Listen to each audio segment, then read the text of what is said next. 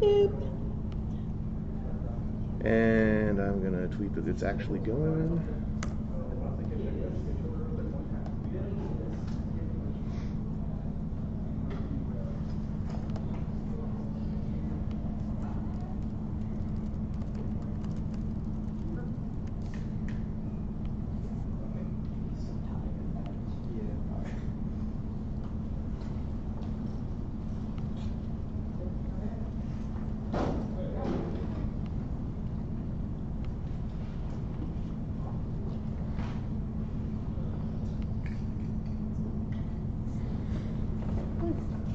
Hello, everybody. Welcome. Hi. Oh, hi. Good to see a lot of familiar faces. I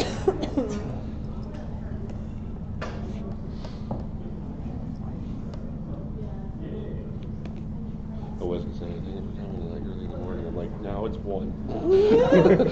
Hey, good morning, everyone. Good morning. It's so darn early. Yeah.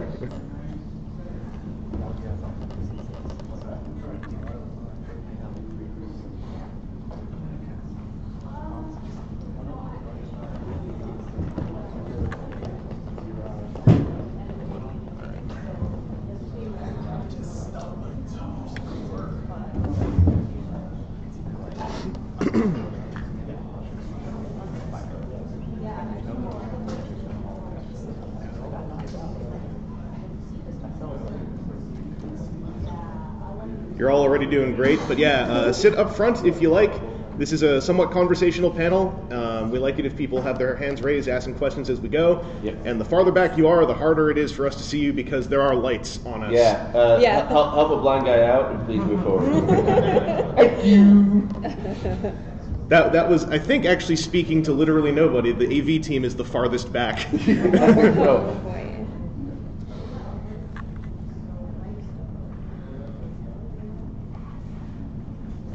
So I'll just get us going Sure. while the last couple people are trickling in. This is Video Production 103, the end of the trilogy of Video Production 102 and 101. And hopefully you'll be able to fulfill the expectations of 101 and 102 without it disappearing in the third act. Well, we do already have a brief bit of disappointment. After all our talk yesterday of how this was going to run for an extra half hour until 3 o'clock, it actually is only running till 2:30.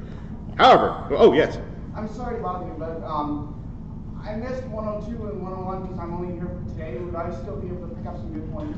Oh yes, and Yep. 101 and 102 and this, we're going to eventually have them all online. Dan, the video ninja, has been recording the last two and possibly some of this one.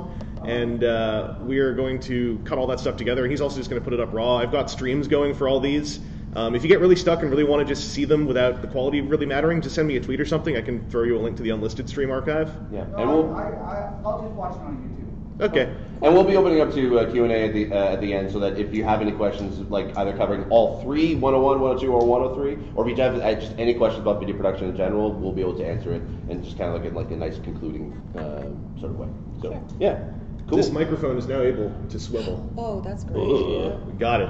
So, 103, this one is about marketing. 101 was about equipment and production. 102 was about post-production. 103 is about what to do once you have that shiny new video and you want the world to see it and love you for it. Before we get going, though, we are going to all introduce ourselves. I think starting over on that end of the table. Hi everybody, my name is Jimmy Sunder. I just go by Sunder on the internet. I'm a YouTuber. I work on full-time freelancing for other YouTubers as a video editor, video producer, and all-around tweets too much guy. I'm Naveed. I make videos for Arcadia on YouTube. I do stuff like just video games, Nintendo stuff, just all that. I'm Steve Saylor. I'm also known on YouTube as Blind Gamer. Basically, I am legally blind and I play video games very badly.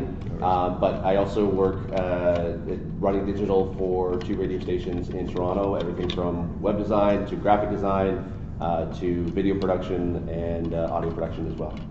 Oh, yeah. I think I'll take this one Yeah. for now. My name's Erica Sabo. I have a YouTube channel called Erica Sabo. I have a Twitch channel where I do that too. I like to talk about the emotional impact of video games and anime and new. And I work a lot and dabble a lot in influencer marketing in addition to doing all that sort of stuff. And I'll yell. I'm Chris. I run Vangelist Central on YouTube, Vangelist Reviews on YouTube. I do a lot of toy collector stuff, tokusatsu stuff, Transformers, robots, all kinds of things a mature, growing adult is into. I'm also a working freelance editor and filmographer, videographer, I guess is now the term, because it's kind of like, do you do everything? Okay, that's good. Yeah. Yeah, to kick things off, I'm going to close down our opening graphic by the wonderful Steve. Yeah. I had to put my 20... Oh, thanks. 20 years of Photoshop experience. I definitely do not suck at Photoshop. Every now and then you will see the stream, so if you do want to watch us there instead of here, you have that option. I don't know.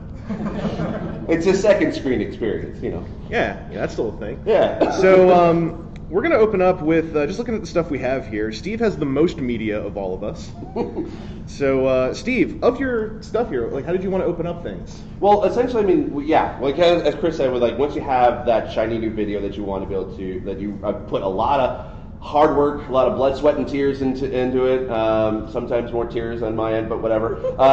You want, obviously, that the biggest part of putting the video out there. Yes, it's great and you have it up, but you gotta promote it. And I think there was one quote that I remember from Felicia Day. She had said that 50% of the work of putting out a video is promotion. And so you want to kind of at least create something that I generally like to go with, like teasers, or at least a truncated video that can work. And there's different sort of styles you can go about it in order to be able to promote it and to put it up on social media. And I always feel like that each social network, you kind of have to sort of cater to that network. You can't just sort of like create one clip and then like expect it to work on Facebook as well as if it's going to work on Instagram or on Twitter. And so there's different styles you can kind of go about creating it. I think, why don't you play the Breath of the Wild one? I think it's Breath of the Wild Lick? Lick, yeah. All right. This is one that it was based on a... Oh, that thing happened again. All right, here we go.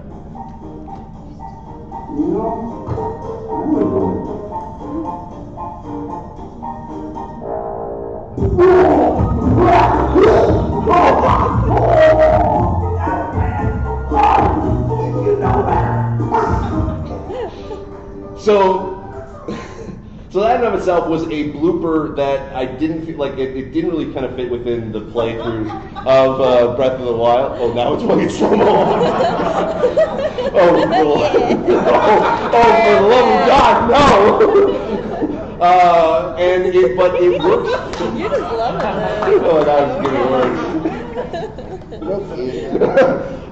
But it worked with like in social media because it's short and it's funny, but then it also was hitting up on the trend at that moment because when I was playing Breath of the Wild, that's when all the videos of people licking their Nintendo Switch cartridges, which I definitely don't recommend doing because it is the most foul-tasting thing you could ever have tasted. Also, don't lick game cartridges. Well, yeah, but it's like, you know that one article that came out, and it's like I know where it came from, do too. It. Yeah. Yeah. It was a giant bombcast, and it was supposed to be stupid. Yeah. The thing happened. That's what it is.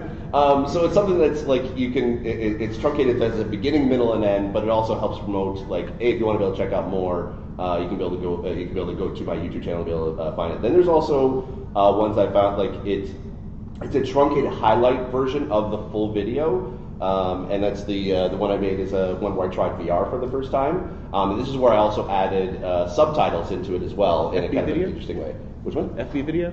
Yes, yeah, that one. Hi, I'm Steve. I'm blind. I'm about to try VR for the very first time. Yes!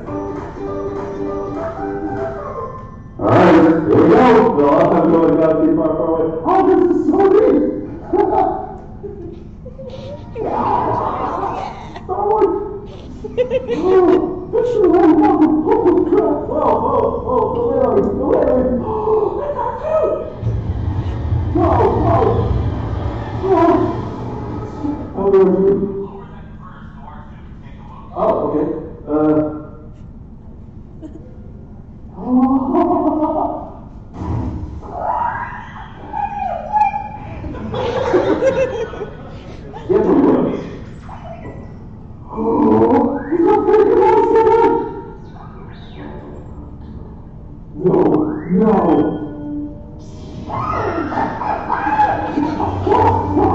Yes!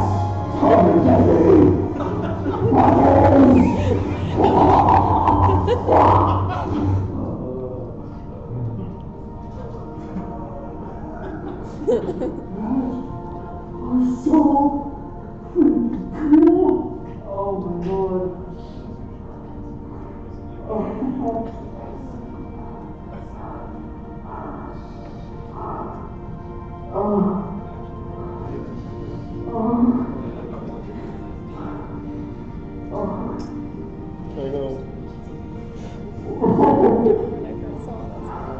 I've never known what normal vision is like.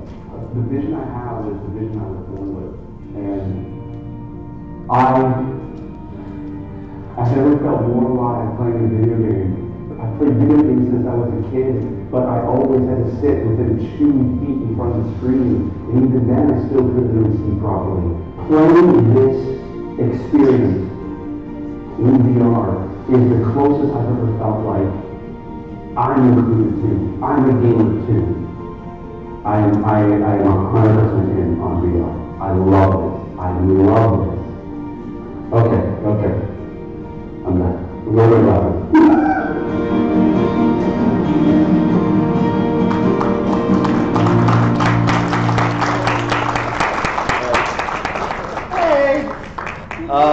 And so that video, it's kind of a culmination of a lot. It explains exactly what I am in my channel. The fact that yes, I am blind and trying something for the first time. That was my genuine reaction, and I did feel like I was a giant kid, being able to play video games really for the first time.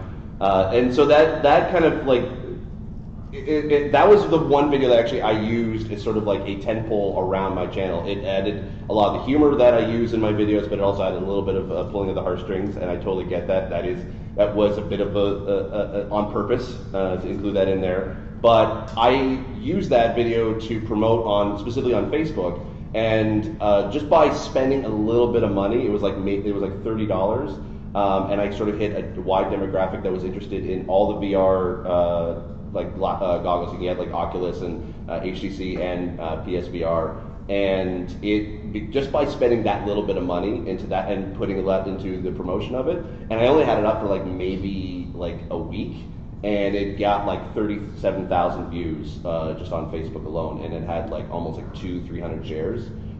So that was kind of the biggest one I've had with a promotion, and it actually did translate into at least a couple hundred subscribers onto my channel.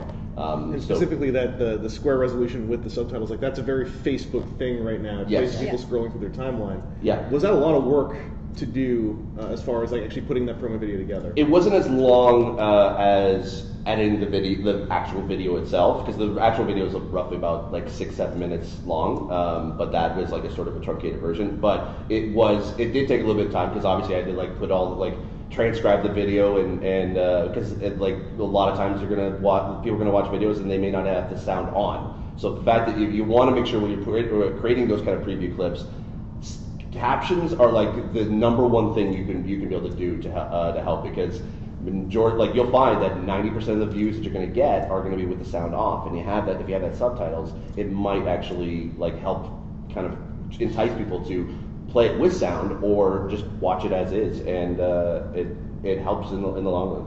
I was wondering, you other folks here who have not had a clip running, like Erica, have you done any Facebook presentation stuff? No, or promo stuff? not so much. A lot oh yeah.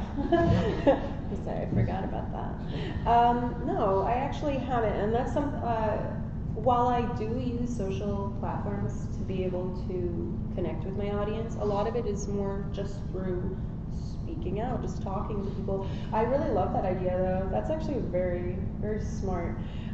Yeah, it's just about the dialogue for me. It's about having a conversation, asking questions. I do a lot of photos. I really love posting photos, just being a very visual person. I love to be able to share my pickups if I go to a game swap event, and just kind of integrate those pictures into what it is I'm posting online, in my videos, something that I can work with. So I'm working with both images and I'm working with video to get a better snapshot into my own life. And what it is I do. I started as a blogger, journalism first, and then a blogger, and I always wanted to have a little bit more of that intimate nature to what I do. And on my channel, it kind of comes across, I like to be very personable. It's a lot about this inner monologue, right? Mm-hmm. So curious more about doing stuff like that. But yeah, it's just about, I guess it's just like different forms of communicating with people and telling a story, right? So. And over on the other end of the table, have you guys done any Facebook promotions specifically, or any other major promotion stuff? No Facebook, but we mostly promote stuff on Twitter a lot. And Twitter is like a different beast, because a lot of times you just want to maybe like put a thumbnail up when you're posting out your video, or maybe like a quicker 10-second clip of what you're showing off. But something like that video on Facebook would be really good, I think, to grab more people and bring them in. But I think Twitter is also a really good tool to promote your content as well. Yeah. Yeah, I actually don't have a Facebook page for my YouTube channel. I saw a lot of creators around the time I started making pages, and I don't think that promotion on Facebook was as big at the time. And a lot of them were just sort of, they had 1/100th of their Twitter following as their Facebook following, and it really didn't go anywhere for a lot of people. But I think it's because the realm of videos that I make are mostly game design and analysis. And it's very hard to make a video like yours with captions and stuff to pull people in when the video is more of a 10-minute thing that you have to watch through to sort of get the message. That's why I find Twitter to work a lot better for me. Though I will say, using GIFs in your posts, or GIFs, depending on how you pronounce it, that has increased any sort of shareability, retweets, anything like that by magnitudes. The last video I made was on video game combat and how to make combat feel good in your game. And I just took a clip from the video of just me playing first-person shooter with a gun that had this real cool kick and fire effect. And so, tweet is how to make your game combat feel good, and you see a gun going with all these effects and stuff, and that really just like ramped up that tweet a lot. So, short clips, anything that's quickly visual, it doesn't require audio, definitely helps to make your video more shareable. It helps people to see it and go they connect it immediately in their brain. They don't have to read your tweet, they don't have to waste time on your words. So yeah, I kind of want to blast through the video stuff up front here so we kind of get out of the way, because I had a teaser thing I've done as well. This was for a clip that I was working on that was done by the time a convention was happening. So I actually put up this teaser to say, hey, if you come out and see my panel at TFCon last year, you can also see the sequence. It's the one I played yesterday, if anyone remembers.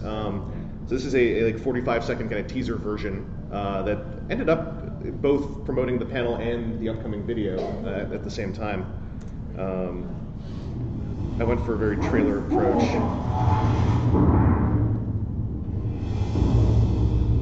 All units converge!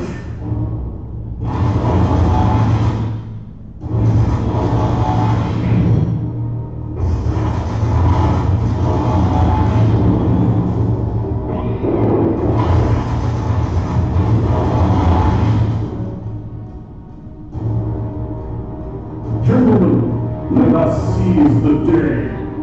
Scramble assault! We come here.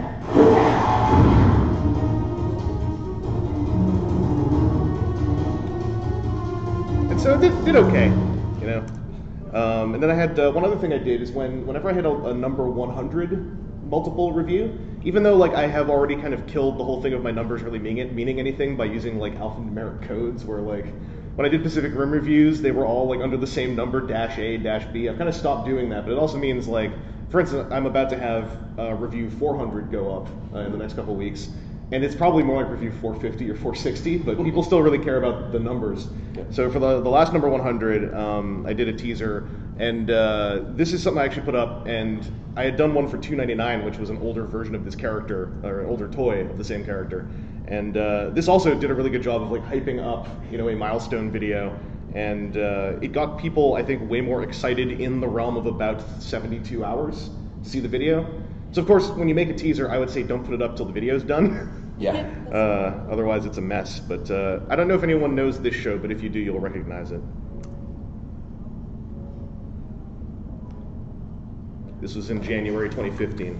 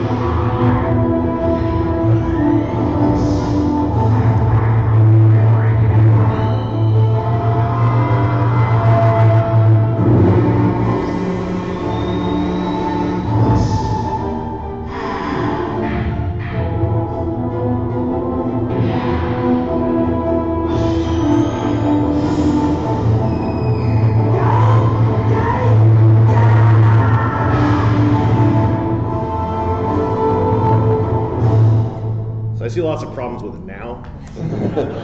But that clip, like parts of those sequences appeared in the video, but most of them didn't, because when I went into how that figure worked, I was more analytical. So that was a case of making like straight up original video just for the sake of promoting something, which is probably not a good idea to do constantly. Like this is more of like a milestone marker. But if you have any video that goes up with something that is, I think, noteworthy, like those combination clips, I've made all of those as separate videos with my information on the bottom right that I've put up on Facebook and Instagram, just as like, here's kind of the best part of the video, but it's also probably the most rewatchable part.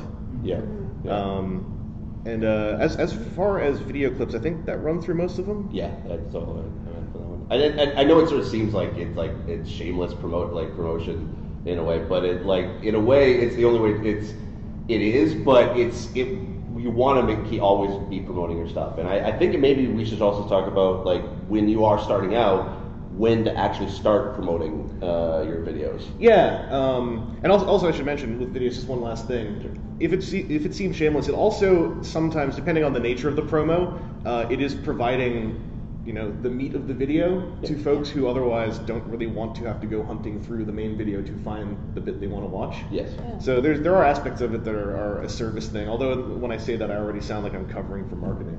So. Also, a real shameless thing to do is to get on a panel and then play video clips of your own promotional material. Yeah, well, I don't know anything about, I don't know what you're talking about. Actually, before we move on from that, I wanted to, I guess, pick your guys' brains on this, because I have a line of thinking for this, but I actually don't really like the term, I guess in this day and age, shameless self-promotion, because I think there's self-promotion, which is something that you have to do to get seen. Yeah. Which is like, I post on my Twitter, if you're following me and you don't like that I'm promoting my videos, like, sorry, I don't know what to tell you, but like, I think shameless self-promotion starts when you get those like YouTube comments where it's like, just starting out, check out my Minecraft Let's Play, sub to my channel, and it's like, that's what I consider shameless, but like. Do you ever get the one with the guy who goes like, this is a great video, but you know what, if you want some great music to go behind it, head over to my channel. Yeah. Or put it on my SoundCloud. Yeah. Or if you're like in the comments feed and someone will be like, hey, you should subscribe to my channel too. I talk about this sort of stuff. That's also shameless, I could say. I would say that Sub as for well. sub. I think there are definitely forms of shameless self-promotion. I just think that like you shouldn't feel bad about wanting to tell people about your video if it's in the right places, or video or whatever content you make, art or anything. I think that like being able to say like, hey, I talked about this thing and I think it really came out good, and some of you might like it. I think that's a totally okay thing to do. And you shouldn't have to rely on YouTube getting out your videos like to people's sub boxes and stuff, because like as most of us probably know, that doesn't always work as intended. Yeah. So like you have to promote your stuff in some way. Yeah. That actually touches on a little bit of a topic I was talking about earlier this morning at the YouTube and Mainstream panel, which is that stuff like promotion. I think the reason why a lot of people, myself included, sometimes fall back to say, oh, it's shameless self-promotion, or like, look at this scummy thing I'm doing. Self-deprecation, I think, is a way that kind of helps you feel less nervous or like you're doing something that might be wrong. And I think that part of that comes from the fact that, as it sounds like a lot of us are sort of solo, maybe duo acts. Promotion is something that like a major media producer has a department for which the talent or even the editors or whatnot are kind of hands off on. And I think that it's a weird thing for someone who goes from kind of hobbyist to wanting to be seen more. It's a weird bridge to cross. Where you feel like it's okay to promote. It's sort of like how when you go from being a hobbyist video editor to being a paid one, I found like it was really hard for me the first couple times to actually say this is my rate, because I kind of thought they're just going to whip around and go like, yeah, but friggin' YouTube boy, what do you mean you want to be paid? And every time I felt that way, it has been completely wrong. Every time I've actually told someone my rate, they've never even given me a second glance. But come on, Chris, you can get paid in exposure. I love for exposure.txt. Yeah. Well, not so much a question, more of just a comparison. Because at least the way I'm seeing what you guys are describing, it kind of really parallels when films were starting to come out way back in the day. You only had these films, so of course everyone wanted to go see them. So when YouTube started, everyone was like, oh, this is a hot new thing. But now that everyone wants to do it, you have to kind of get those trailers out there to be like, hey, this is cool stuff, come watch. Yeah. Just like how there are trailers on TV for like Wonder Woman and all that. Yeah, there are a lot of parallels now between YouTube and quote unquote, mainstream entertainment. Now that they're both starting to occupy similar spaces, and so it is. That's why like self-marketing, self-promotion, I think is one of the hardest things for someone to pick up as a skill set. Yeah. Because it's so often left to a very specific part of a company to operate in a very specific way. And also in modern culture, we do have this kind of I guess this cloud attached to the phrasing and attached to that practice. Yep. And yeah, you are completely right. It's completely on. It's totally on to promote stuff you make, especially if you're proud of it. Yeah. Someone who's proud of something they make should be able to say, "Hey, I made a thing and I think it's really cool. Please check it out." Yeah. Mm-hmm. Because you're establishing a connection that way with people, and it makes it easier for people to be able to find that and maybe be able to relate. Maybe it'll help build your community as well too. So there's a lot of good involved with doing stuff like that, and I think it's important to remember that. Yeah, and in addition to that, I think just on your point a little bit more, with YouTube especially, but the other platforms as well, if you don't promote your own stuff, you're not going to get promoted. Like, the algorithm doesn't favor people who don't tell people about their stuff. Like, YouTube will start pushing you to sidebars and giving you their form of free promotion when your video starts getting attention, and never before that. Like, I just had a not recent video get a huge spike in views, and I was like, oh, did somebody share it on Reddit or something? And I checked the analytics, and it got pushed to the sidebar because it passed 50,000 views over time and started to get a lot of comment engagement. So YouTube was like, oh, people like watching this. Now we'll tell people to watch this. So if you don't tell people to watch it in the first place, YouTube's not going to help you out. It is difficult, especially when it's like with the stat of it's like what 300 hours of footage gets uploaded to YouTube every hour. Yeah, we just had that stat confirmed every minute. Every minute, Yeah. right. Because it's like when we have that much video content just on YouTube alone, obviously, YouTube's not going to be there to obviously help promote it. It used to be back in the day. It's like you get featured on the homepage. It was great because then that's how you grew your channel. But now it's it's more reliant on you. And I think in a way, it's what's great about being a kind of a solo YouTuber or like a part of a YouTube channel is that as you learn the marketing and the promoting aspect of your channel, I find actually that YouTubers and online video creators are better marketers than some big marketing companies with a massive budget. Well, that's the one advantage of the platform, no matter how mainstream it gets, which I think I mentioned also this morning, is that there is still the potential of a direct connection between you, the creator, and the people who watch you. Yeah. And no matter how large the platform gets, that potential is always there. You may eventually start getting 6-digit comment numbers on videos, and it'll be hard to engage every single one, but the potential is there that you can search through those, find at least a tone or a regularly occurring tone that can inform decisions you might make in the future, and vice versa. Yeah, no, I totally agree with that in terms of DIY marketing. I've done talks about that. Like, I did a talk at U of T about that because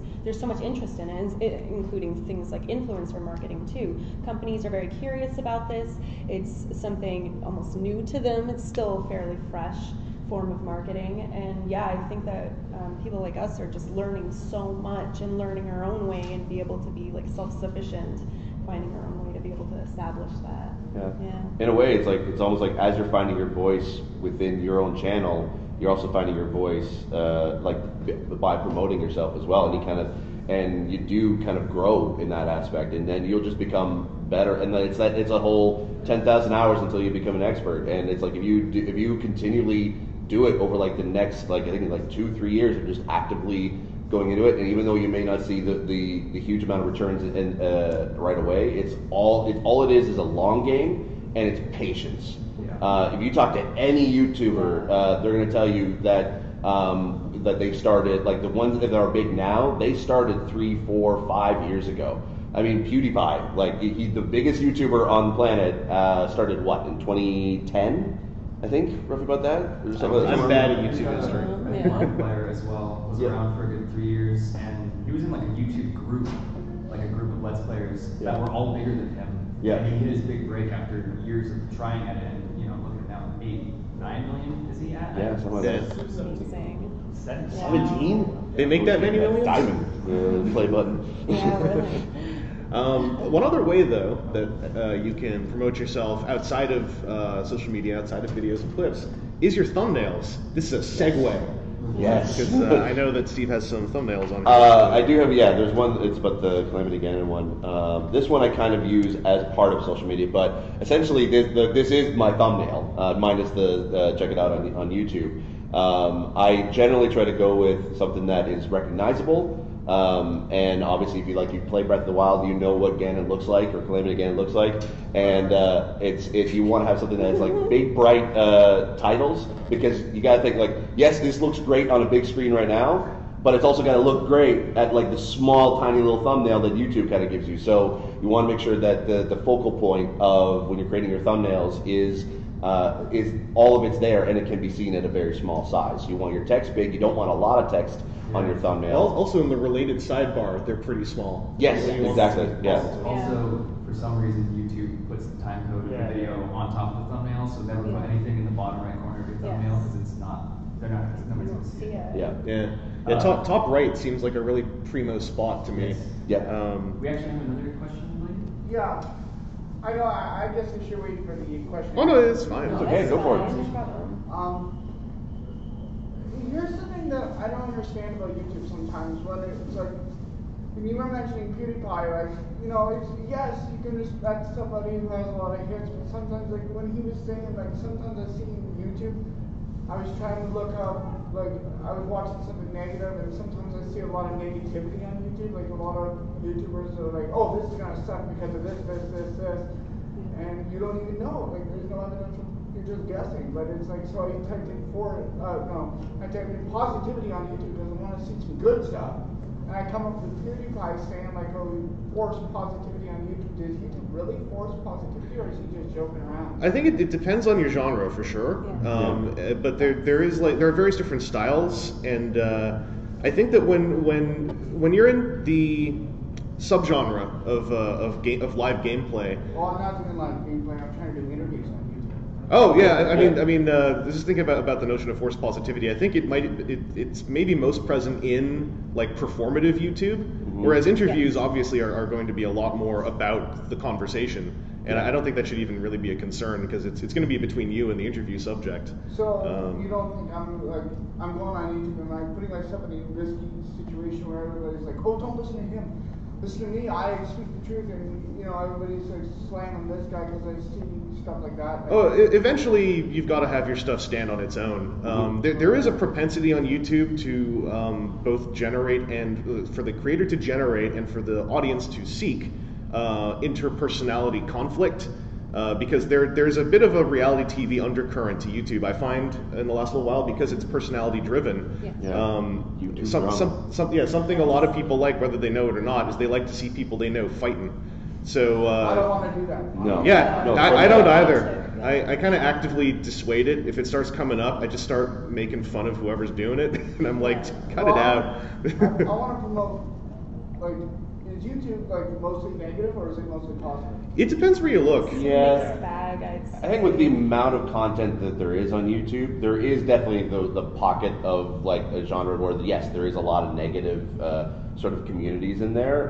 But I also have seen a lot of positive communities as well. I mean, even myself, I generally prefer positivity, at least on my channel. Yeah. And when the way I sort of see it, it's like when you have positivity, it will attract positivity. Sure, you're going to get those negative like trolls, and I've had my share. I think the best worst comment I ever received, I say best because it was the funniest comment I received, but it was definitely a troll, was that I was told that I was Hitler's wet dream. And the way I sort of deal with that kind of negativity is that I treat them with as much like class as you can. I mean, sure, if you saw the deleted drafts of comments I wanted to make to respond with, it would definitely not promote any positivity whatsoever. But when I wrote all that stuff out, and then I immediately deleted it, because then it's like, okay, good, now you got all your negativity out. Now let's really react positively, because then you've already got that vented out of your system, and then you respond back and be like, I'm sorry if you feel that way, sorry if you feel like I misled you, but this is how it, like, I'm really this way, or this is how it is. Like, and a lot of times, in a way, if you react to negativity with positivity, sometimes those negative commenters can actually become sometimes your biggest fans. Really? Because then they realize, oh, yeah, no, I was being a douche. And I actually, like, I appreciate, because they don't see the context of who you are.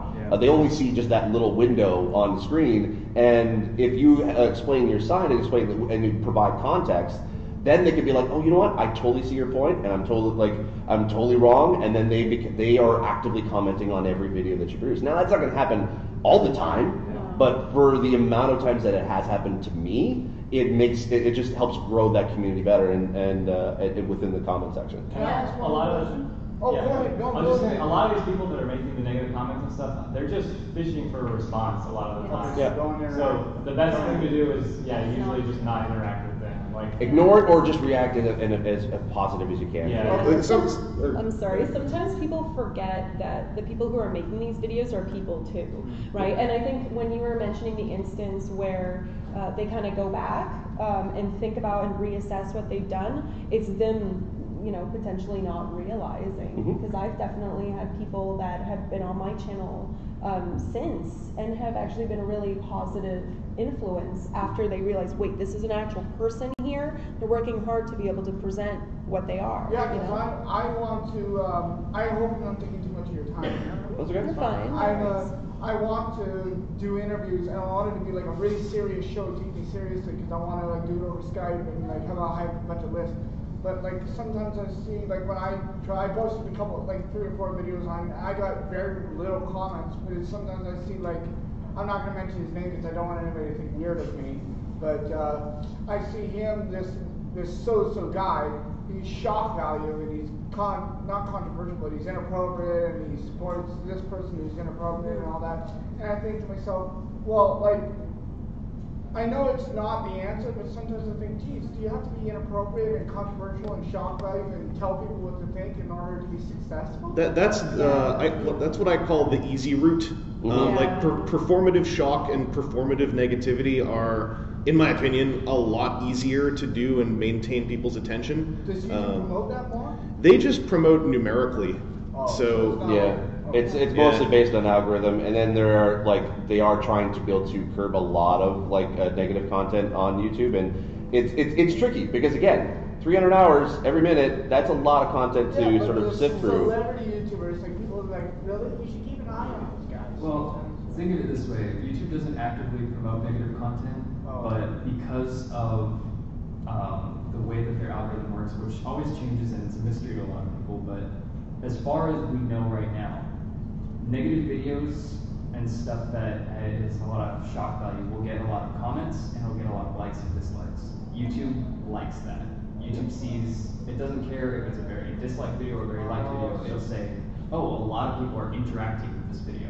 Oh, so it has nothing to do with the content? No, it's almost purely numbers, and they say, well, everybody's reacting to this, so it's something that people are passionate about, even if it's passionate about some sort of BS or clickbait, and so they'll throw it in sidebars or trending to promote that. So I wouldn't get disheartened by seeing stuff that's very toxic or negative being promoted on YouTube, because it's mostly flash in the pan, sort of like firework videos that will set off, and then that person's probably not going to be around next year. Yeah, those videos don't have much of a what they call evergreen lifespan. Like they're a thing, and then those videos die off because the response to them is the next kaboom. And it becomes this, from what I've seen, a fencing match of who can yell the loudest back at each other until both parties get tired, and then eventually find something else to scream at. They're all very flash in the pan. It's just like they get the instant reaction that they want, and then a few months later they're just going to get they're just going to disappear. The ones that stick around and the ones that actually are actively putting out positive content, or at least content that they feel like that they're very proud of, that will stand the test of time. Yes, Okay, absolutely. so I'm not putting myself in a risky situation. No, not at all. No riskier than any other. You do you, and best way is don't worry about anyone else. You do exactly what you want to do, because if you're passionate about what you're doing, if you're passionate about interviewing these people, then people are going to see that passion, and then they're going to be passionate about you for you. Yeah. And that's the better way to be able to go about it. So it's kind of like, it's almost like it's like don't look at your opponents. It's kind of like when you're racing. It's like you want to stay in your lane and just look forward and just keep doing what you're doing. On the finish line. Exactly. Got it. Thank you so much. Speaking on a promotional sense, if your content becomes based around yelling at someone else on YouTube, eventually your promotion starts making you look like an amateur pro wrestler, and not in the good way. It becomes like, yo, Vinny K, let me say a thing or two about Steve Shaler. I tried not to, but I saw that guy was like, I don't know, he goes out back and strangles clones.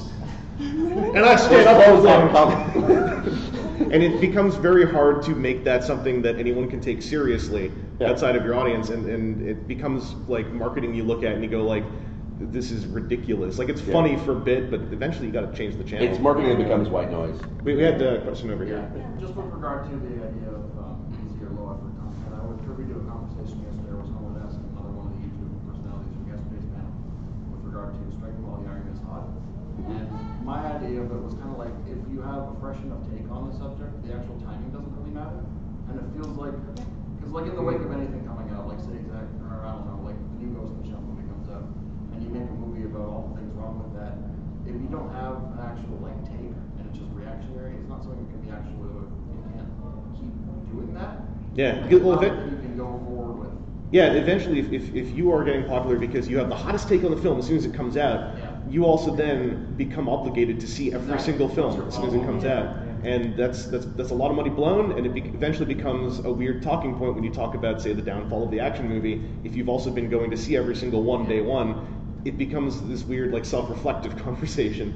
But no, Striking While the Iron's Hot, like, I reviewed some Transformers toys from the current movie, because that's already what I review. But I also specifically pulled some of those out, because I was like, I'll review these 3 and put them up. Those got triplicate views compared to the last thing I put up. But I know that that's only because of the time I put them up, and that's a very fleeting moment.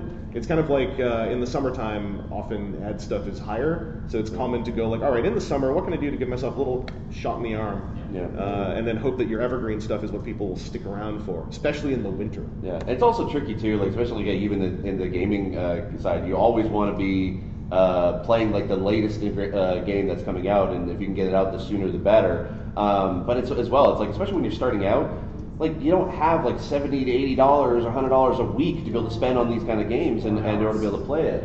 And that takes time to even just like develop relationships with the gaming companies to be able to send you stuff. And so you kind of want to be able to go like play the games that you feel like you want to play. Sure, a niche is great. Like if you have it, then that's perfect. But play the games that you want to play. Make the content that you want to create and that you're proud of. And then when you feel like, oh yeah, you know what, this is trending right now. I feel like I have a voice and I have something I can say about it that's different than what I've seen. Then that is more content that you can only speak to, and then the people are going to be coming to that instead of just sort of seeing like, oh, it's another person that's playing Breath of the Wild. Yeah. Well, you'll enjoy it less and less too if you're following that. You know, you really like just keep doing what you love. Otherwise, if you try and be someone that's not you, you're not gonna continue to enjoy it. Without sounding discouraging, if you're trying to chase the next biggest thing, someone will have beaten you to it by the time it's done. That's the IGN syndrome. I sort of say like, and I've done this in podcasting too, is that you kind of almost have to have your content split in half. The content of which that you want to be able to create, but then you also want to make that room for those trending type videos and trending the things that are happening, so that at least when people are searching out that trending topic or seeing your video based on that, you still have the catalog of stuff that you're really proud of, that at least they can kind of go and watch more of your stuff. Yeah, and trending topics are a dime a dozen that happen like $10 a minute. That sounded way cooler than I thought it was going to. And so you don't have to hit every single one of those trending topics. Like you were saying, just do what you want to do, but then eventually, if you just have that moment where you're in the shower and you're like, wait, I got something to say about Ghost in the Shell, you can just pop on and go like, yo, this is a quick vlog about Ghost in the Shell, I went to saw it, this is what I think. And then, like, I do that with films sometimes. And for a brief period, about a month, I was like, maybe I should do this every time I see a movie. And then I tried it one more time, and I was like, I don't like doing this unless I really have something to say about the movie. Like, I think I saw, like, it was Inglourious Bastards or something, and then I came out of it, and I was just like, I only really have, like, 10 minutes of stuff to say, and, like, I don't feel like this is worth recording. Like, speaking as someone who has recorded building a box once, I didn't really feel like that was worth doing. I think I saw a hand, One behind you first. Yeah. Behind you. Oh no, I just wanted to mention, like, according to most algorithms, I find I like thinking that the opposite of positive isn't negative. The opposite of both positive and negative is sort of apathy. Like, if there isn't really much out there, if you're not doing the promotion, that's the opposite to both positive and negative that are kind of on the spectrum of this is what's being seen. Mm-hmm. Oh yeah, definitely. That's valid or not. No, it's No, very, it definitely is fair point, very- for sure. Like there's a certain take on, maybe it's my take on interpersonal conflict on YouTube, which is this sort of like, I'm gonna go hands off. I used to do these things every time a big thing happened with toy reviewers, where I'd do like current state of affairs or something, and it would be a really stupid video, and I would just like kind of make fun of everyone because I was like 20 something at the time, and that's what we tend to do when we're 20 something at the time. But yeah, Filled with piss and vinegar, and you just want to share it. well, more like filled with like tepid ginger ale and Oh, yeah. water. Ooh. Oh, sorry, something here. Oh, I just wanted to ask, it's been kind of touched on with the previous few topics, but what ways do you find that audience engagement and interaction with your audience can really build your brand? It doesn't seem like much, but even something as simple as replying to a number of comments on each Yeah. video, taking the time to do that is really worth it. And especially, I haven't been able to do this because it's too organized, but if you can say or make it apparent that you will respond to comments, the first hour or so after a video goes live, if it's clear you're hanging around to reply to comments, it gets people excited to like be there quickly and like go, oh, this is when creator is here and I can actually say something and probably get a reply. Also, something I like doing, if someone comments on a video of mine that's over 5 years old, I try really hard to remember to go reply to it, almost just as a show of appreciation for deciding to engage with such an older piece of media. Because that's their first time watching it. For sure. Yeah. I think that like when I'm doing a review or I'm doing any kind of like an unboxing or a pickups video, I always try and ask a question at the end of my videos so that we can continue the discussion. Yeah. Maybe just to get someone's thoughts and feelings, or what have been your latest pickups, in the last month or so. Please share with me because I want to know. Yeah. If you do stuff like that, people will feel more involved and that engagement really comes through. Yeah. Or you can just post a comment like straight up right when you put out a video, you can ask a question in the comment section and then you can reply to that post and a discussion gets going from there. So Yeah. that works out well. I find that both those things, or all of that, works really well. The question at the end of a video or in the middle of a video is especially good. Video I was talking about that got random jump reviews because it suddenly got pushed. It's a topic where at a certain point I say like, well, the whole draw of the video is like, this is my favorite game in this series, but I think it sucks. And so that's kind of like clickbaity, but I explain it out, and at the end I'm like, I'm sure you guys have games that you play that are just really badly designed and they suck, but you probably still love them. Like, let me know, what about it in the comments below. And a lot of the comments in that video are like, yeah, man, Sonic Adventure. Feeling like you're actually having a conversation through the video, I think, is a huge thing. Like you guys are talking about. Sometimes I have subtitles that pop up in my reviews, and sometimes I'm just sitting there and I hear myself say something, and I'm like, I don't have anything worthwhile to put in here, but that would be a really stupid question to ask. So I'll put something like, what kind of pine cone would you replace your kneecap with? Let us know in the comments. And usually a couple people who are up for it will just like go for it and go like, yeah, man, maple pine cone. That way my kneecap would be Canadian. Also, another thing you can do is straight up have Q&A videos, and it's something I've been trying to start doing. I got a thumbnail here.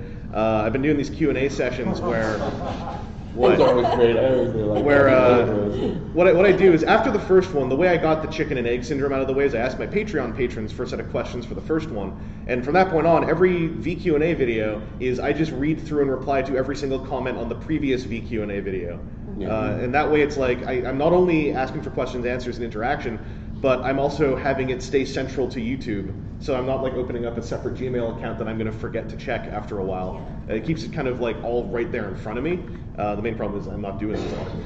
Yeah, I think also as well that you have to kind of you don't have to dive deep into it, but I think looking at your analytics also is a big factor to it, because then it sort of helps you at a broad spectrum figure out what kind of content is resonating that you're creating.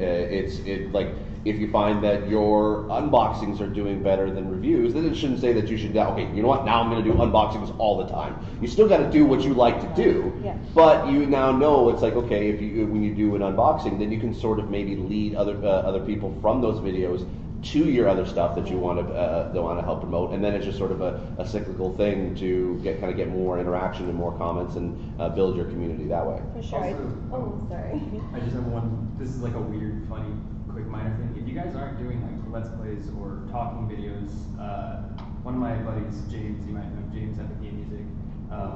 He's been doing a very weird trick in his recent videos where he'll do dumb jokes that are like hidden in the background. Oh yeah. And he's like, Like these 4 links or whatever. Yeah. Can you find the 60 fidget spinners in this video?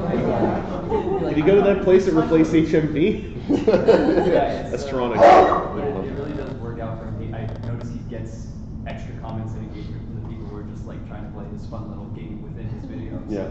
It's just so fun. Yeah, I like to have a lot of variety on my channel. I like to have like a little sub-series within it, like a channel within a channel, just because there are going to be people who will want to see particular things, and you can kind of rotate between those. Mm-hmm. And I really like that because sometimes you will have some of those people bleed through between each series. Honestly, I totally agree where like if you stop doing something, sometimes people are like, why did you stop that? It was really great. Sometimes it's not just always about what's most popular. It's like doing what you enjoy while still engaging those particular people in each section of your channel. You gotta think about it. It's like it is called a channel for a reason, and if you like, yes, there are people that are like only known for one particular series, but if you think about it, in the fact that it's like if you have like these sort of multiple things that you want to be able to do and create a little mini series kind of around that, so then people, when they watch it, will get to know more you as a personality. But it's also, you do like, so for me, like I have Blind Gamer, but I also do movie reviews, and I also do like I've now started kind of doing a podcasting sort of thing, and so, but I break those out into actual series so that I'm not always going to be known as Blind Gamer. Yes, there's going to be some people that are like that's the only videos that they watch. But also, it's like it kind of allows me to sort of spread beyond just that moniker. And you think about it this way: it's like if you go to like the Space Channel or Sci-Fi Channel and you see the same show for 24 hours, it's gonna get boring really, really quickly. Yeah, so I can watch TNG as long as you can. Oh well, I mean, I'm right there with you, but. It's like when they have multiple shows, so that but it's still within that brand of sci-fi or brand of space. Like, so you kind of want to build, like, think of it in your content in that way. Think of it as like you're building a channel that would be on TV. Doesn't mean you have to make a whole bunch of series all at once. Build up to it. Starts like think big, but scale small. Yeah, your channel being you, the personality, I think is the future of current YouTube, both in that long-term engaged viewers tend to be there for the person rather than specifically the videos, and being personality driven on your channel means that you can avoid the burnout that you might find if, say, you want your channel to always be gaming all the time, because people are more than that. And I think that a lot of citable YouTube burnout often comes from a channel that wants to always do the same little tunnel all the time. You'll face resistance from audience members, but I find, having faced that resistance before, a lot of folks end up just sticking around anyway. Yep. And at worst case, they just might give you some ribbon over it every now and then, going like, oh, you're doing one of those ASMR chillformation things, and I'm like, look, I didn't. Someone else called it that. We had a question over here. Some of the tips you've mentioned heavily rely on a feedback cycle of getting comments and responding to comments, getting feedback and responding to feedback. What advice would you give for somebody who has not received the initial feedback to start the loop? I think it's kind of where you can rely a little bit on the analytics.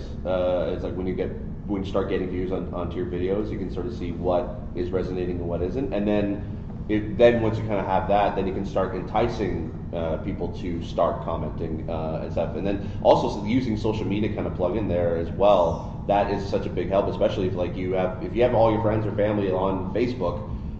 You can say do essentially kind of what Chris did on his Patreon. Basically, ask your friends and family to ask questions on Facebook, and then do a Q&A video just based on that, and then that could even start the conversation going on that platform. So that's how you can sort of. There's multiple different avenues to be able to build that in, but it takes time. Yeah. But just doing kind of those small little things can help start building up that community. Yeah, we talked about promoting your videos and stuff on social media and stuff, but you have to actually promote on YouTube as well, because there's there's a thing called SEO, which is search engine optimization. So, for example, like I wanted to make a video on this game called Zangeki no Regular. Like, I don't think anybody knows what that game is. How do you spell that? It's Japanese. It's a Japanese game. It never came out here. But I knew that wasn't gonna like get a lot of hits because nobody's gonna search for that. So instead of doing a video just on that game, I was like, I'll take a bunch of other weird Nintendo games, put it all into one, and I called the video "Forgotten Nintendo Games." So that's a way. That's something that's much more searchable, and people are gonna like actually actively search that out, so they can see that, and that'll kind of get people talking as well. Yeah, load up your keywords. Yeah, that's a really helpful thing. And also share, if you're starting, share with friends and family. And if you're doing something related to a fandom you're in, and you're a regular on a forum, share it on the forum. The first place anyone starts, I find, is you get your friends watching stuff and talking about it. You get your fellow fans watch. Like if you're already friends with other fans, like my review started off with Transformers Animated, and I was kind of riding a tide then that was already existing, and I was just sharing with people I'd already known for years in the fandom of like, here's what I think about Starscream. Here's what I think about Bumblebee. He's yellow. For real. And, yeah, like that's where to start. Is like that's your core. Because I find everyone eventually crosses the bridge where you go from every comment being from people you know and are friends with to that first time when other people start showing up and sometimes have less friendly comments, and it's like a weird bridge to cross that I think everyone crosses, but it's also a sign that you're doing better. So got another one over here. Yeah. I wanted to talk to you guys about interviews. I'm trying to do, like I said, I'm trying to do a channel where I interview a lot of people through the internet on YouTube. What advice would you give for somebody who wants to do interviews? I've done interviews, so speaking from experience, make the interview about the subject. Yeah. And I would say aim for an interview to be about 15-20 minutes, because if you say that, it'll either end there, or if it's going to be longer, it'll make itself longer. That's probably the most important thing. It's more about the conversation than the question and answers. So 15 to 20 minutes, and if it's longer, that's a plus. Yeah, just leave it. That's totally fine. Just don't tell someone, hey, we might talk for an hour, because that'll make people go like, oh man, I'm busy. Yeah. So have a good exit question, have like or a good like exit thing planned out, because I did an interview recently and I got to the end and I was like, and what, do you have anything else to say? What's your favorite? What's your favorite anime? Yeah. That's also a really good way to be able to like further promote them. Like, well, you can find them on Twitter and Facebook and then link them. Yeah, exactly. Link it in the comments. Like you can link it in the the comments, the description. Yeah. You can link in the comments too. Absolutely. Yeah, and I think as well, when you are kind of starting out doing interviews, being able to get the interview subject to be able to help promote, that also can help as well. But also, I always find, and some people are kind of like a little bit leery about like listening to other content because they feel like it might influence the content you're creating. I would say if you're able to listen or watch other interviews, but you think of it in a very critical sort of aspect and be like, okay, I like how this question led to this, or I like how they set up this sort of conversation, or this was they always had the same question that they always ask at the end of every single video, no matter who the interview subject is. It's stuff like that. When you think about it on that critical level, you can sort of pick and choose what you feel works best for you, and then kind of put your own spin on it. Yeah. And then eventually, over time, as you become better at having conversations within as those interviews, you'll find that you'll develop your own style that is unique to you, and then you're not copying other people's stuff. Well, have you seen Inside the Actors Studio? That's great. That's fantastic. Yeah. Yeah, very. I actually used to start my interviews all the time. It's like, I'd like to start an interview. It's like, where'd you grow up? And it was complete rip-off of Inside the Actors Studio. Oh, sorry, yeah, we had a couple over here, so I guess. You go ahead. All right. If I was more just like a quick case in point with that whole search engine optimization. Yeah. Just honestly, just kind of a funny story that I can say that yes, that is the thing. You guys remember when Pokken first came out? Pokken Fighting Tournament? Yeah. One of the songs from the soundtrack is the song called the Magic Card Festival. It's like really The best song. The best song. Yeah, it's Yeah. really thumping. It's a great tune. And I just got this stupid idea to make like a 40-second video with that song blaring, and I got like a little magic card. And I just like changed the hue, so it was a rage magic card. That's cool. My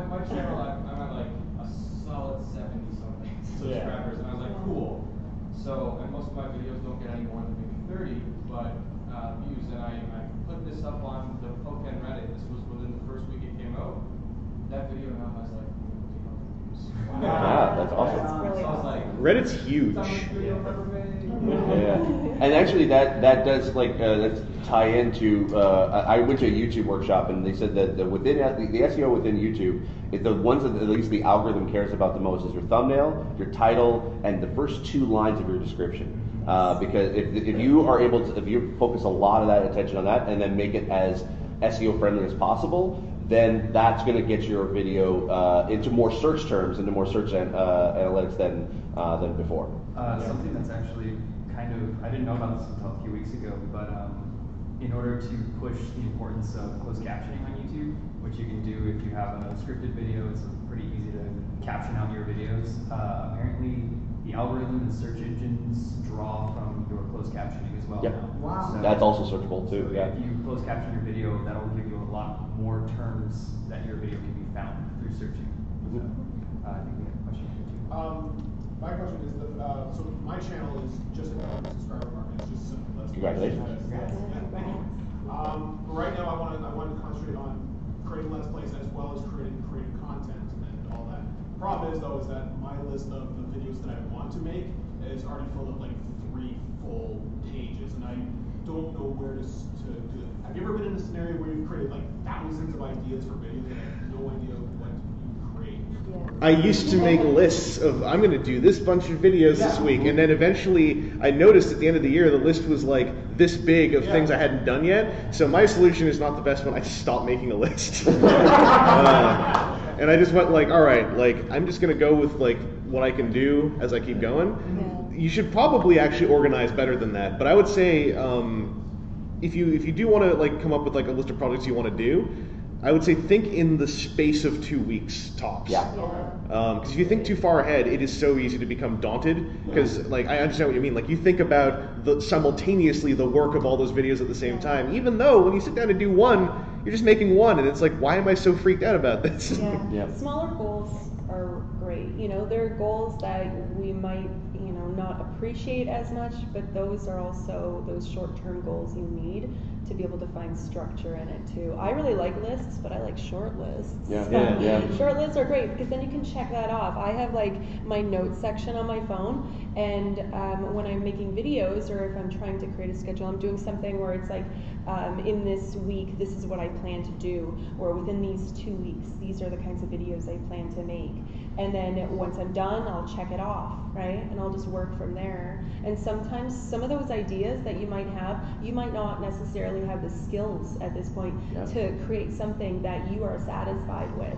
So maybe that can be a later goal for yourself. You can take those small goals that you achieve and then see it as like almost like you're leveling up, really. Yeah. Well, checking something off the list experience. is so satisfying. Oh my Yeah, goodness, yeah. it's the best thing. And I'd say like, a tip that I tried is that when I started doing Blind Gamer, it originally was just going to be so that my friends could be able to see how bad I am at video games, and it worked. But I started finding it like very satisfying to be able to create those videos. And so what I did, it was a very daunting task to think, oh man, am I going to be dedicating the next few years of my life being able to make these videos? And it sort of started to deter me from not wanting to do them at all. But I sort of set the goal like, okay, you know what? I'm going to see how I feel after making 5 Blind Gamer videos.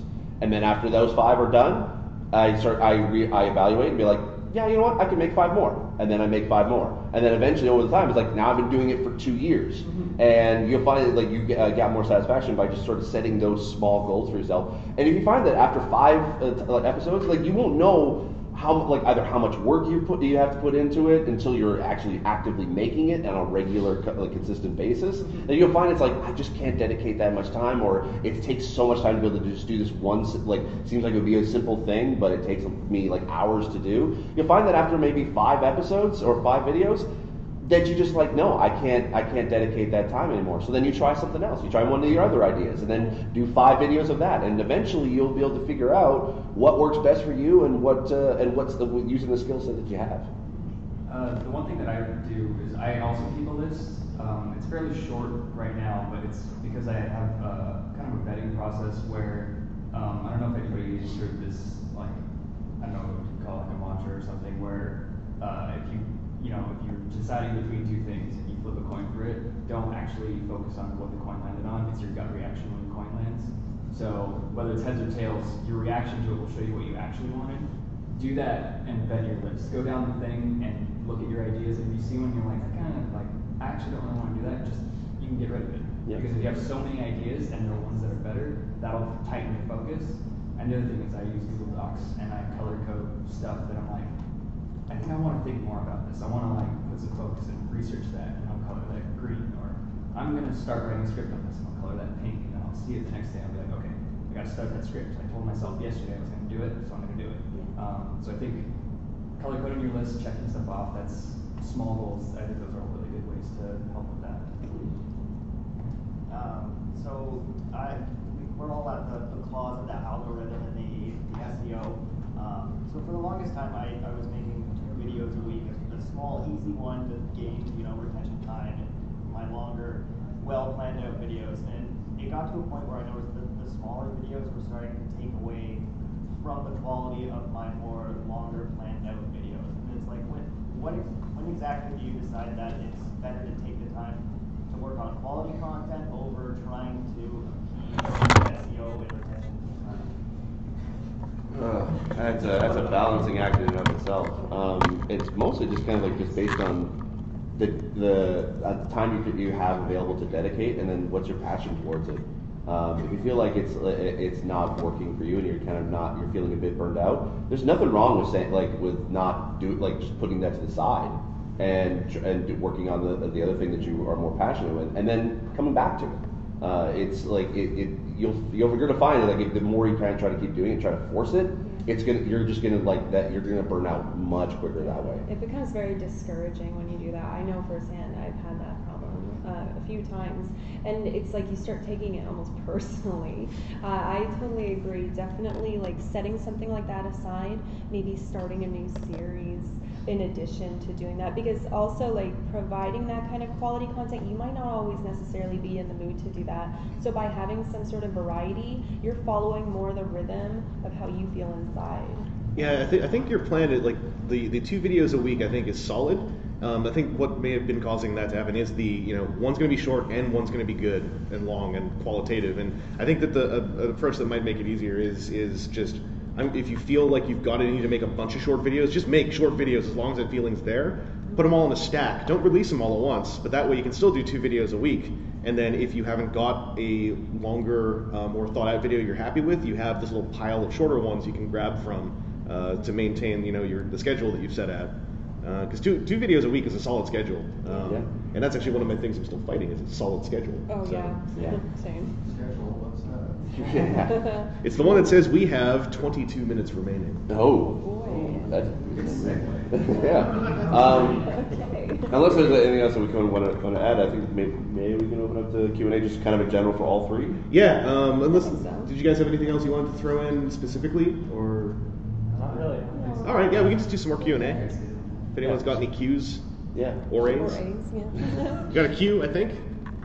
Yeah.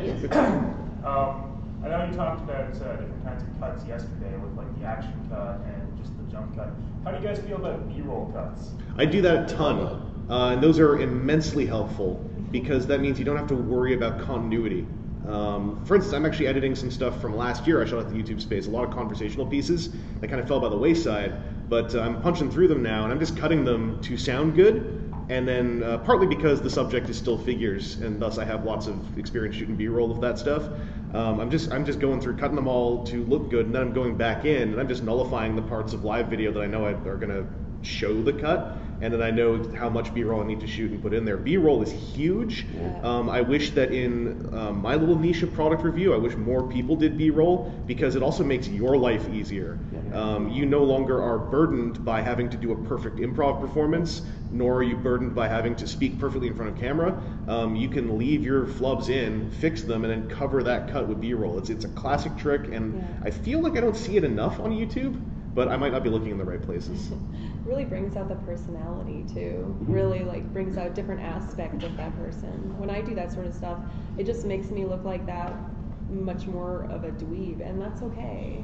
And that's great because that brings up, it just brings something more to the table. It makes you even more relatable sometimes too. Sometimes B-roll can even add a narrative aspect to it. I mean, kind of like if you take a look at sort of Casey Neistat videos, a good chunk of his video, I'd say like a good quarter, is B-roll. And he uses it for a narrative effect, and like instead of like kind of jumping from him in his studio to him like on the street, he'll kind of do like a transitional shot or B-roll of him getting out of a studio and then kind of and walking down to the street, and that in a sense is considered B-roll. It's nothing really more than just that. And yeah, sometimes you get, I agree with like using it as sort of like cover up your audio stumbles for stuff. It works great, but sometimes it can have like a nice little storytelling effect especially if you like want to be a blogger.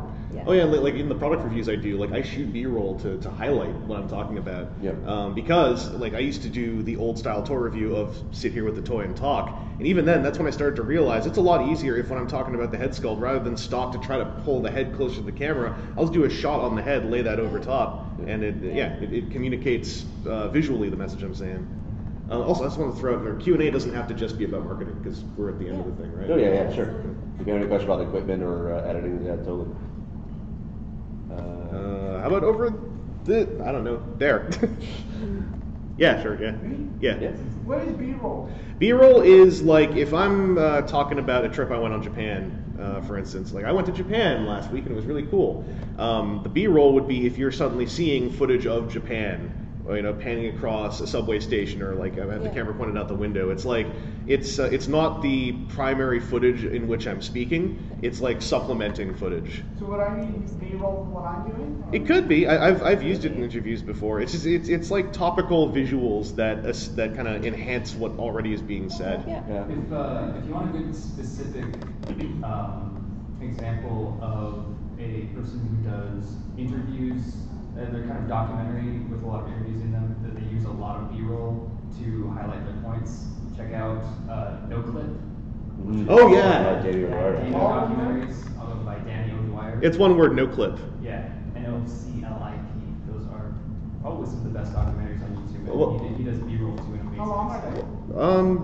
Not long. They're pretty long. Some of them can be long. Yeah. Yes, well, yeah. Also, if you end up liking that stuff, I'll throw out a related channel I like. There's also Cloth Map. It's a somewhat new travel vlog. Yeah. That's Drew Scanlon's project. Yeah, it's called Cloth Map. One word? Yeah, Drew Scanlon's one of my heroes. So I love it. Yeah.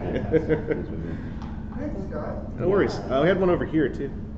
I have both a pretty short, quick questions. Because I've been trying to do mostly just for fun, the Let's Play thing. Not, I try to do more serious videos, with a script and reviewing games, stuff like that too. But when it comes to sitting down, inviting a friend over or whatever, playing a game together, I never really know how much I should record. Because if it's like 15 minutes per video, let's say, or 20 roughly, you would just hang out for like 12 hours and get, 100 episodes done. I mean, if you have the time and the space, like technically, the more footage, the merrier, because it's easier to remove stuff than it is to add new stuff in. Yeah. So if you can, then like if you can record 12 hours and chop it up into like little just segments, then like by all means, that's actually probably a great way to do things, because then you can in one massive sitting create enough video potential for like almost a month. Yeah. Yeah, exactly. My videos are generally like less than 10 minutes, like usually between like less than 10 minutes or just around like less than 15. And the footage that I record like maybe half hour, an hour's worth of footage. And a good chunk of that I'm never going to use because it's mostly just like pauses or just like I don't really know what to say at that point, and I just sort of edit in just the highlights. You'll find that when you start working with all that footage and figuring out what is the best stuff, you'll start to like edit yourself and be more critical about yourself. And not to say like you need to be negative on yourself, but it allows you to, once you kind of like know your rhythms and you know your sort of mannerisms, and like you'll find that when you're shooting the footage, you'll find that you won't need as much footage because you know exactly what. Okay, you know what? I'm going to keep that. Oh, I'm not going to keep that. But it's like you'll start editing in the production process. Yeah, like hopefully like over time, your dynamic will basically be the same. But if you're recording like a lot of footage in one day, you're gonna know what you're talking about. Like you're gonna have the same dynamic throughout the whole day. Whereas if you recorded like 20 minutes of footage and then come back 3 days later, it could be totally different. You're going over here. I was going to say the obvious element is game drums. You can tell by some of their conversations. Yeah. They've done about a week or more's worth of footage in probably an afternoon. Yeah. Sometimes we call that. Sometimes we call that gang shooting. Yep. And I always wish I could do that better. Sometimes I can do it, especially since the stuff I make is in segments. Yep. Which also is very helpful if that works for your video style. If you have stuff in segments, then you don't have to shoot a video start to finish every time. You can go like, I just feel like shooting B-roll today. Yeah. But then you can shoot a buttload of B-roll. Yeah. And then you might even forget you did it. Then when you come back to do the script, you're like, oh, holy crap, I filmed that whole thing already. Yeah. I do that all the time. For me, like mine, I release at least a video a week of the Blind Gamer, but I record only one day out of the month, and I record 4 episodes, and then I know that those 4 episodes are like I'm covered for the next 4 weeks, and that way it's allowed, because I have a day job, I have other responsibilities as well, so if I can dedicate 1 day a month to be able to shoot at least like a full like morning or a full 8 hours to shoot, that's enough that you don't have to kind of come back to it later, unless you find something that's a trending topic or whatever, and you want to come back and reshoot. I really love doing that, honestly, and I think it's a really great tactic. I just switch my shirts. Yeah. And then it's like, hey, it's another day now. You laugh, but it's like that is actually an old TV adage, because I used to work at G4 Tech TV, and they would shoot 4 episodes in one day, and all they did was just change their shirt, and that's it. They just bring their own wardrobe and like just change shirt all the time. And you justify all those novelty shirt purchases that you make. Exactly. And you can write them off. Your Doctor Who Transformers shirt, but then your Transformers Doctor Who shirt. Had one over here. Quickly, quick one. A few of you had mentioned having things on your list that you would never continually get to. What is the top of that list that you still think you will never get to? For me, it's catching up on all the remaining stuff I shot at the YouTube space. Because I've talked to those guys, and they're like, oh, we have lots of people who come in and shoot and kind of never put the projects out. So I'm like, well, I'm not going to be one of those people. I think it was actually one video that you and I did that I don't think you shot like almost a year ago. Yeah, a lot. Those are the ones I'm working on. Great, we just publicly shamed them.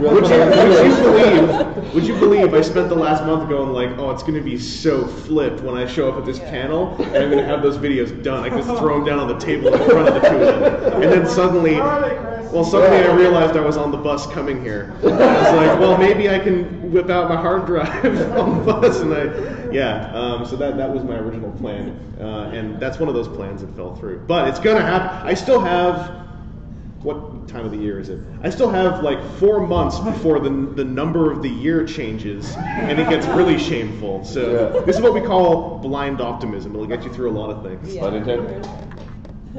Oh crap! That took me like 12 hours. Okay. We got one for here. Sorry.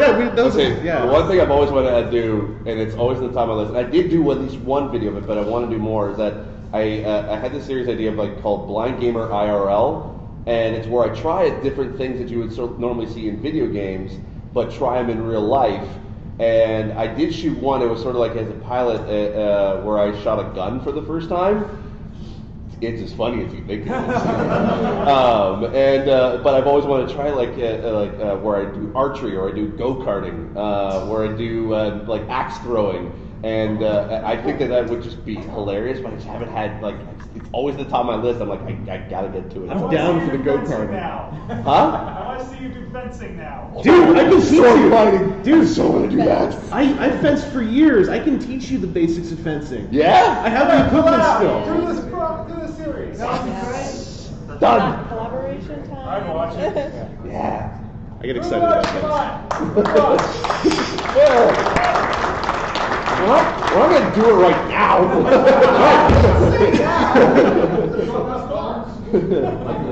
By next ConBravo, that'll happen. Holding you to it. That's online. You're never going to take that. That's more up to him. He's the one who knows how to fence. Basically, hold this. For my answer to that question is, I've always wanted to do a video on how on just the element of discovery used in video games, because I think it's like the most powerful game design element at a designer's disposal. and I've written like 3 scripts and scrapped them all, and then Danny Wire made a video documentary about Discovery, and I was like, well, don't need to do that anymore. It's still on the list, and I just, yeah. I wanted to make a video about this game called Captain Rainbow for the Wii. I've had it since it came out. It's only Japanese, but there was supposed to be a translation patch. I guess that fell through, so I can't play it anymore. So like, there's no way I'm gonna be able to make a video on it. So yeah, for me, it's more of like a money and time thing, and it's just I want to do just a big let's go to Japan video. I really, I know I want to go to all of the arcades there, and I want to just soak it all in. And I know that when I go, I want to get as much footage as possible, just being there. Something so I have like a little time capsule, and I can look back at that. I want to do more like on location stuff far away, like while traveling. That's something I'm really into, and I plan to do. I went to Japan about 6 months before I started doing YouTube. Yeah. That's still one of my biggest like look back and just grit my teeth things. Yeah. Oh, you didn't shoot anything? No, because I wasn't doing any YouTube stuff. It was 3 months afterwards, and I thought, oh, I should review a toy. And then I sat there going like, I was just in Japan, surrounded by cool stuff. Oh, whatever. Yeah. It's okay. No, I think we have a question over here. Yeah. Okay. How do you guys deal with being too critical in your own work? Well, basically, I look in the mirror and then I figure, like, well, if I just punch myself in the face, then it's.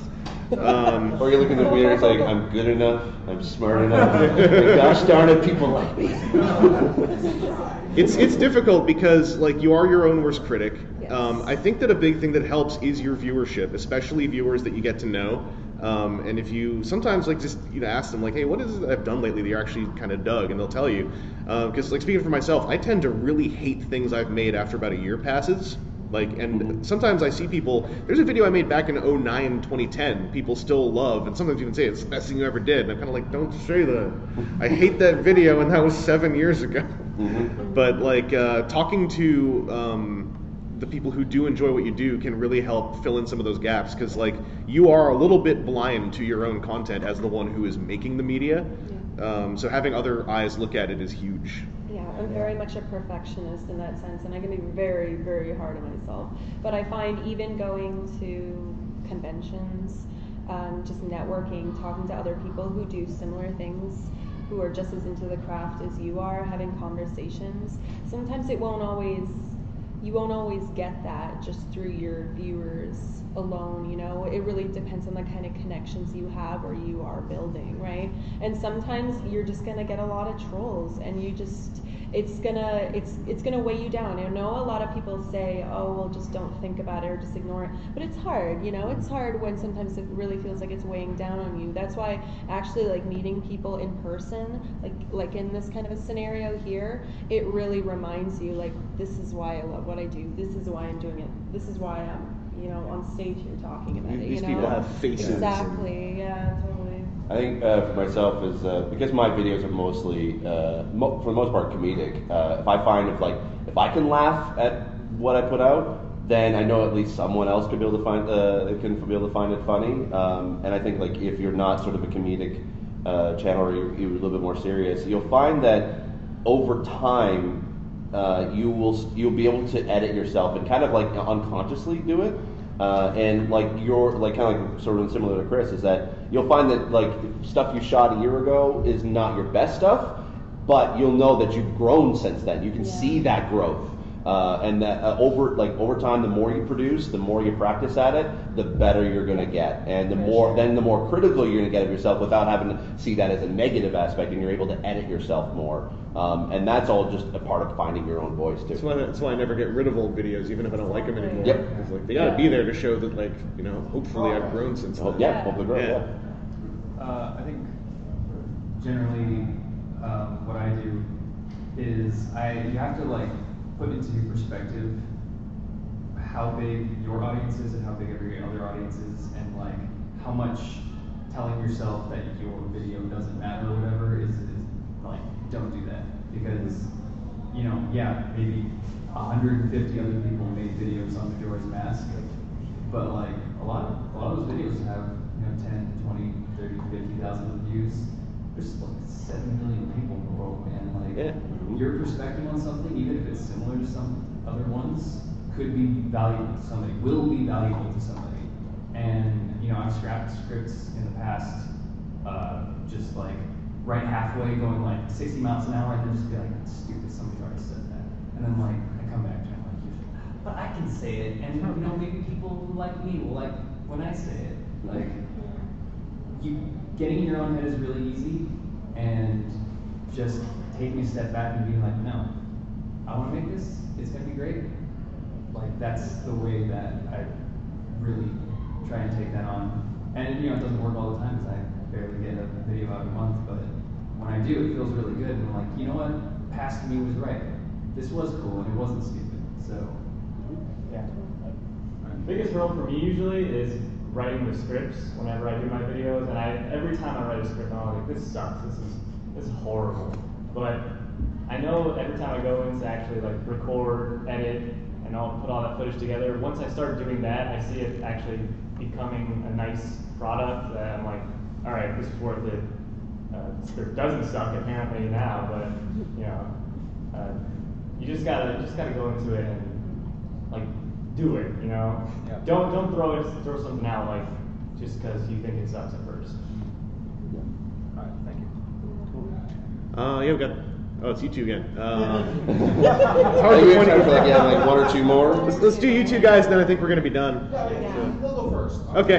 Yeah, mine was more of just like I can relate to what you guys are saying because I've had my channel.